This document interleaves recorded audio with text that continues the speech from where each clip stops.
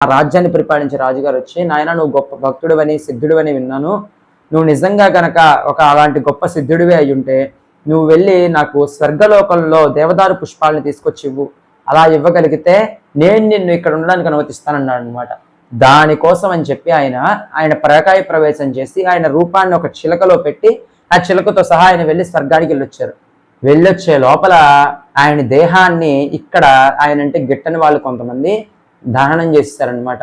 దహనం చేసేసరికి ఆయన వచ్చి చూసి నా దేహం దహనం అయిపోయింది, ఏం చేయాలని అర్థం కాక సరేలే ఏదైనా సరే ఒక దేహమే కదా కావాల్సింది భగవంతుని స్తుతించడానికి అని అనుకొని ఆ చిలక రూపంలోనే ఉంటూ ఆయన ప్రతి నిత్యం భగవంతుని స్తోత్రాలు పూజలు చేస్తూ ఉండేవాడు అనమాట.